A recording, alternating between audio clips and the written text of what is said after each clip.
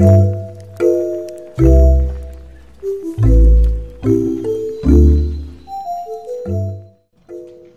여러분 안녕하세요.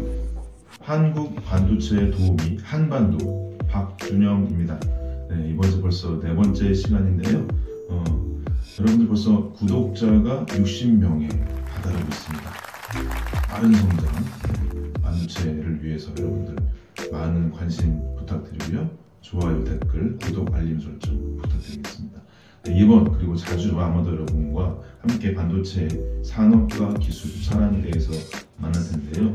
요즘 이슈가 되고 있는 형태의 기사를 중심으로 해서 기술과 산업과 사랑, 내부의 이야기도 같이 해보도록 하겠습니다.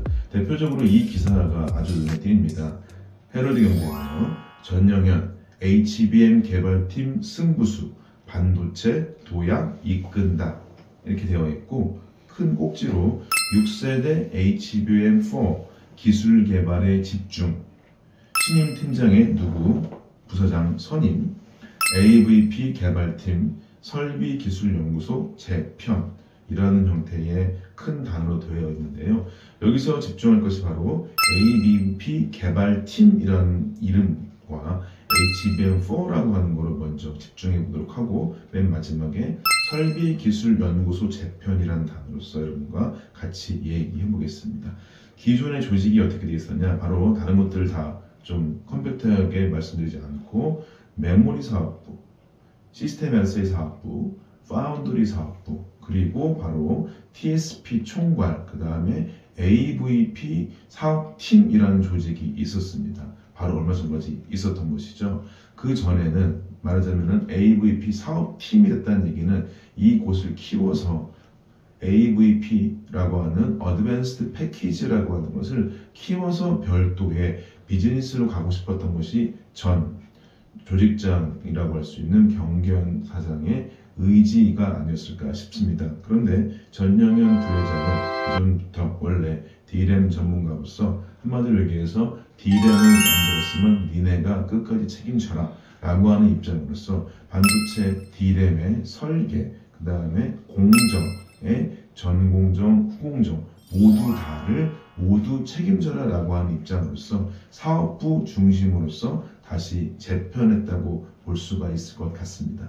이는 삼성이 그동안 잘 해왔던 방식인데요. 그간의 분업화라고 하는 것들이 반도체 세계에서 여전히 유효하다고 할 수도 있습니다. 말하자면은 설계는 팹리스 회사가 하고, 파운드리 회사가 생산을 하고, 오사트 기업이 패키지 같은 것들을 진행하는 이런 형태의 구분으로서 진행했었고, 그 전공정의 부품 중에서 바로 하이닉스가 맞춤형의 메모리를 만들었던 것이 HBM이라고 보실 수 있을 것 같은데요. 삼성은 모든 걸 다 가지고 있죠. 근데 모든 걸 가지고 있다고 하는 것들의 장점과 단점이 한마디로 얘기해서 모든 걸 갖고 있기 때문에 조직 내부에서 상당한 암묵지, 말하지 않아도 할 수 있는 것들로 굉장히 일이 원활하게 돌아갈 수가 있습니다. 그곳에 기존의 방식을 조금 더 활용해서 재편해가지고 그것의 경쟁력을 통해서 HBM을 빨리 따라잡으려고 한다고 보실 수가 있을 것 같아요. 그렇기 때문에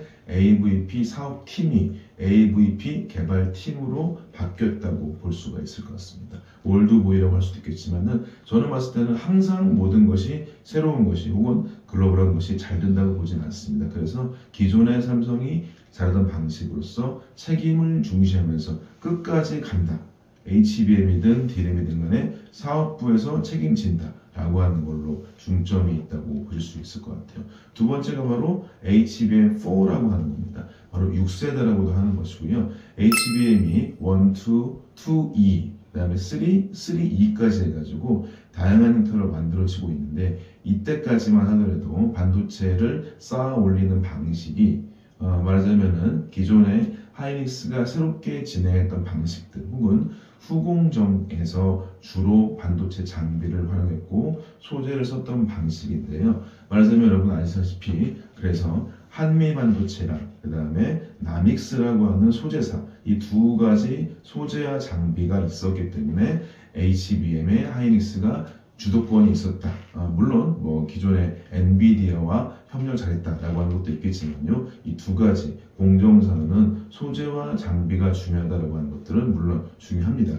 그 다음에 이제 삼성은 그 반면에 레조낙이라고 하는 형태의 기존에 있었던 소스를 쓰게 돼 있고요. 소재를 쓰게 돼 있고, 그 다음에 한미 반도체에 대항한 설비가 S사라고 보통 일컬어지는 신커라는 설비 회사가 있고, 세메스라고 하는 회사들이 뭐 납품한다 이런 얘기들이 있죠. 그것이 기존의 퍼포먼스가 덜 나왔다는 것은 맞습니다. 그렇지만 그것이 그 두 장비나 소재 때문에 의사결정됐다, 가장 중요하다라고 볼 수는 없다고 저는 보여지거든요. 왜냐하면 HBM 공정 하나라도 수십 개 넘어서 수백 개에 가깝습니다. 그것을 한 장비, 한 소재로서 물론 중요도가 있습니다만서도 거기서 집중하는 것보다는 그 전체적인 조화와 옵티마이제이션, 혹은 뭐 엔지니어들끼리 이렇게 얘기하거든요. 갈아 넣었다 그동안. 그렇기 때문에 그 갈아 넣었던 노하우가 많다라고 볼 수가 있을 것 같아요. 그런데 HM4는 다릅니다. HM4는 전공정이라고 해서 전공정에 쓰여졌던 형태의 도금 공정이나 연마 공정이나 혹은 플라즈마라고 하는 형태의 증착과 본딩 공정에 들어가게 되면서 이건 전혀 새로운 판이 벌어지게 되어 있습니다. 그래서 삼성이 거기서 절치부심하지 않을 수가 없었을 겁니다. 아마도 HBM이라고 하는 것의 개발에 로드맵이 다 있었을 겁니다. 제덱이라는 사이트에 있는 것이고요. 거기서 확인했을 때 그것까지 디테일하게 말씀드릴 수는 없지만 아마도 2년 뒤에나 나왔을 HBM 같은 4가 6세대가 앞으로 당겨질 가능성이 높을 것 같습니다. 그래서 아마도 내년 말 정도 어쩌게 되면은 HBM4라고 하는 것에 하이브리드 본딩이라고 하는 것이 상용화 되지 않을까. 이때 삼성이 절치부심해서 그간의 생산성과 전공정의 경쟁력을 가지고 금방 또 따라잡거나 아니면 새로운 제품을 먼저 만들거나 혹은 엔비디아에 먼저 납품하거나 퀄리피케이션 되거나 혹은 다른 형태의 디바이스 회사나 패밀리스 회사와 협력이 되거나 혹은 삼성의 마하칩에 연결이 되거나 이런 형태의 다양한 변수들을 고려하지 않을까 싶습니다. 그런 것들을 알아볼 수 있을 것 같고요. 마지막 세 번째로 바로 설비기술연구소의 재편입니다. 저는 생각보다 이게 되게 중요하다고 봐요. 왜냐하면 기존의 반도체 장비, 특히 삼성은 또 반도체 모든 제품뿐만 아니라 소재, 부품, 장비에서 특히 장비의 국산화에 대한 책임의식 혹은 약간의 문제의식 혹은 반도체 산업에 대한 생태계 조성에 대한 본인의 마인드가 좀 있었습니다. 그래서 다른 회사와는 달리 반도체 장비 자체에 내재화라고 많이 했었어요. 기술을 가지고 있어서 제작하진 않지만은 그 기술이 있어서 반도체 설비나 장비를 어느 정도는 컨트롤할 수 있고 어느 정도는 설계도를 만들어서 협력사한테 맡길 수가 있고 이런 형태로 많이 기대했기 때문에 설비기술연구소를 또 좀 더 준용해서 쓰자고 했었습니다. 그런데 그것들이 지금 수율 문제가 와 있는 상태에서 지금은 다 모르겠고 일단 수율부터 올려라 라고 하는 것에 집중하기 위해서 설비연구소에 있었던 노하우를 공정 엔지니어와 설비 엔지니어 두 축으로 현장 배치를 중심으로 해서 진행했다라고 볼 수 있을 것 같습니다. 이는 전형현식의 경영 스타일을 바로 알 수가 있을 것인데요. 컴팩트입니다. 그 다음에 잔가리 다 치고 가장 중요한 게 무엇이냐. 지금은 제품 개발과 수율 확보다 이 두 가지를 확보하고 확인하고 달려가기 위해서 조직을 기존의 다양한 형태를 만들던 조직을 제품과 수율 중심으로 아주 컴팩트하게 이끌지 않았을까라고 볼 수가 있을 것 같아요. 그래서 오늘 기사 보시면 전형현 HBM 개발팀 승부수라고 했을 때 AVP 개발팀을 DS 부문에 직속 둔다라고 하는 기사 말미도 있지만 물론 중요합니다. 근데 그것이 AVP라고 하는 어드밴스 패키지를 잘 만들어라라고 하는 게 있지만 그것이 활용되는 측면은 무엇이냐?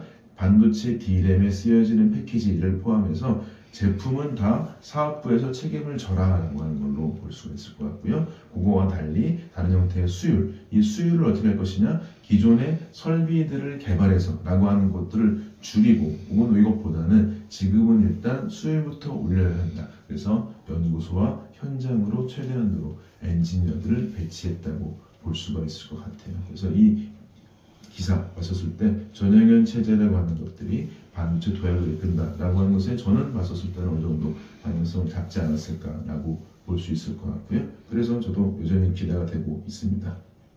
HBM 332라고 하는 형태가 어느 때 또 반도체에서 또 자격이 될지 혹은 언제 또 수율이 나올지 이런 것들은 여러분들 수많은 기사들이 있지만 별로 볼 필요는 없을 것 같아요. 반도체 엔비디아 퀄 테스트 통과한다?